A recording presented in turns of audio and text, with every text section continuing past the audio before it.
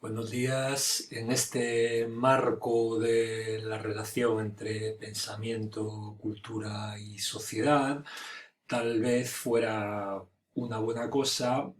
plantear de qué manera en la actualidad o en la época contemporánea el proceso de conocimiento tal vez no esté enfocado hacia una cuestión que, que es muy importante, que es la relación entre el conocimiento y la acción. Sobre todo si esto tiene relación con plantear que provocar algún tipo de cambio o una acción que pueda transformar el mundo, desde luego es hoy, como en tantas otras épocas, pues muy necesario, incluso tal vez más necesario que nunca, o en todo caso tan necesario como siempre, y que estas acciones pensadas para la transformación del mundo, de lo que tenemos a nuestro alrededor, tal vez no sea posible sin un proceso de transformación interna. De hecho, pues efectivamente, si es posible cambiar el mundo, lo fundamental debería ser, bueno, pues un proceso activo que consiga transformar tanto a quien lo practica como a quien lo percibe. Y aunque este proceso de transformación interna pueda entenderse a sí mismo como un proceso de autoconocimiento, este debería ir en este sentido más allá del modelo epistemológico moderno, porque este en el fondo está basado en la relación sujeto-objeto, donde el sujeto tal vez no busque más que la apropiación del objeto como algo que está ahí para, bueno, para beneficio del sujeto, que, o en todo caso, algo que está ahí para, como algo disponible para ser asimilado por el sujeto. El conocimiento así visto, pues a lo mejor no sería nada más que una tentativa de acumulación, cuando sin embargo ha habido otra tradición de pensamiento muy antigua que se basaba más bien en la necesidad de la existencia de un proceso continuo, circular, de transformación. Esta tradición, que desde la modernidad ha sido más bien marginal, estaba basada en determinados puntos centrales. Uno de ellos era la mitología, incluyendo pues tanto, bueno, todas las religiones antiguas, paganas, entre ellas el orfismo, también la tradición de carácter mágico que venía de Oriente, y que en aquel momento antiguo pues despuntaba esa tradición en figuras como Pitágoras, posiblemente figuras como Parménides y Empédocles, y desemboca en Platón, por supuesto, y continúa después de él pues en otros lugares fundamentales de esta tradición, que serían pues al menos el gnosticismo, el neoplatonismo y finalmente, diría yo, en los estudios de la cábala. Bueno, también posteriormente influiría en toda la tradición mística, el misticismo, y también, por último, voy a decir, en la tradición de la alquimia, que es donde, bueno, nos vamos a detener un poco aquí, ¿no? En todo caso, sería esta la construcción o la reconstrucción de toda una historia de pensamiento marginal que, bueno, que busca fundamentalmente la cuestión del origen, la reconstrucción de lo que entendían como una fractura originaria que separaba lo existente del lugar primigenio del que procedía, y que procuraban asimismo pues la preparación para el retorno a la unidad primitiva. Este proceso, en todo caso, interviene en la búsqueda de la transformación interior que es necesaria para resistir este, esta tradición moderna, racionalista y egoica que a partir de ahí se convierte en dominante, ¿no? Otro momento que es relevante de esta historia subterránea sería la hermética, el corpus hermeticum,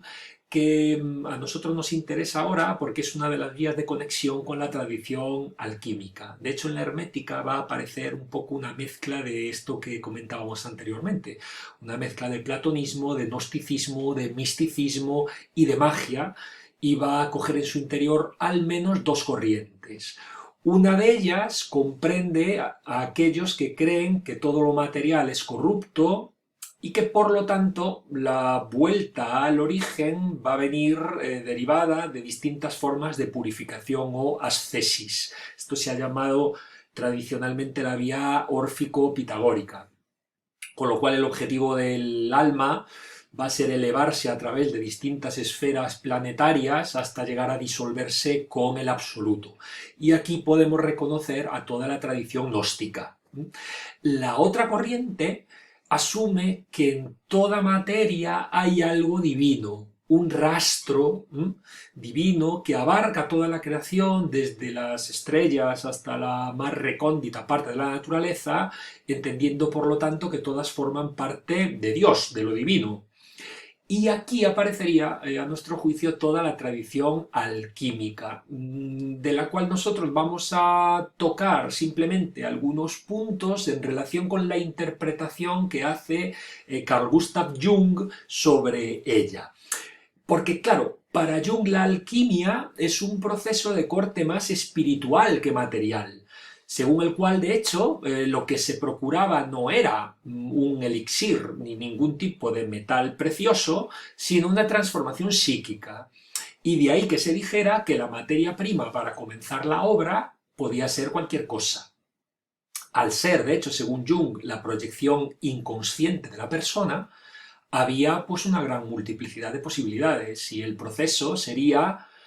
la identificación del inconsciente con la materia sobre la que el alquimista trabajaba, que finalizaba siendo el fondo sobre el que se proyectaban los arquetipos de lo que Jung llama inconsciente colectivo. Un nivel pues, muy profundo de la psique compartido por todos los humanos.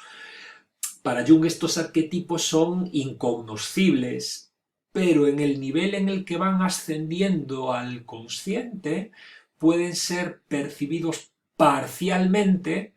asumiendo la forma de la conciencia en la que aparecen. Por eso tiene relación con la distinta materia con la cual cada alquimista comenzaba la obra. Bueno, para Jung, claro, es importante también todos los lugares de los que hablamos antes de tradición subterránea, en relación pues, a lo que él entiende que es este despliegue psíquico, ¿no? Porque él busca, digamos, la totalidad de la psique, su unificación. Y esto lo pone en relación, en parte, con también la tradición hermética de la que hablábamos, ¿no? En la cual, pues una de las tesis más conocidas es la que se llama tesis número 2 de la tabla Esmeralda, que dice, resumidamente, lo que está abajo es como lo que está arriba y lo que está arriba es como lo que está abajo, porque Jung va a leer que esta petición de unión de lo arriba con lo abajo y viceversa, en psicoanálisis sería unir la conciencia, lo que está arriba, con el inconsciente, lo que está abajo. Y para eso habría que separarse, hablando de alquimia de nuevo, separarse de la materia prima, que en este punto sería como que una forma de llamarle a ese inconsciente colectivo, que quedaría simbolizado con varias imágenes,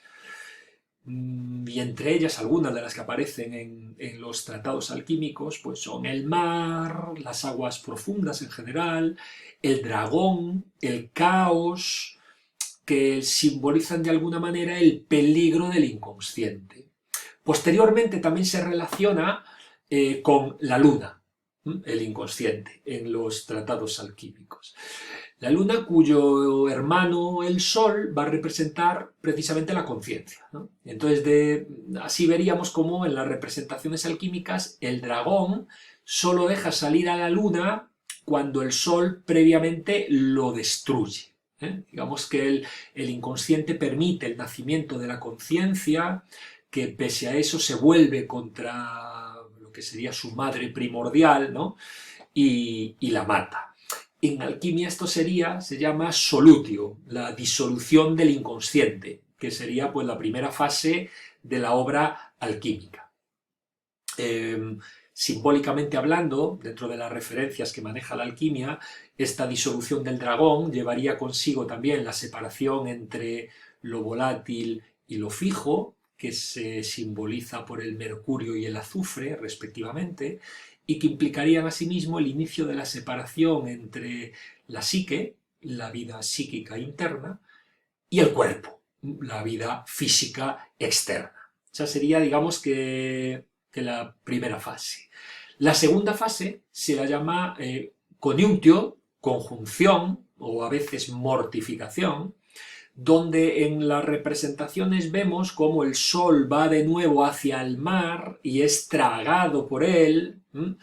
y digamos que entronca esta simbología con toda la tradición del arquetipo del héroe,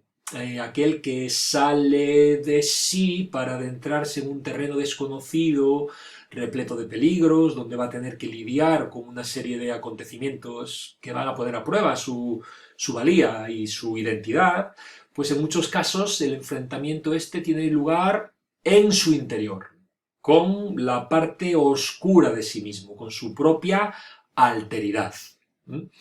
Y uno de los peligros que tiene precisamente es que la conciencia no pueda regresar sana, sino excesivamente repleta de contenidos inconscientes, lo que podría llevarla a la psicosis.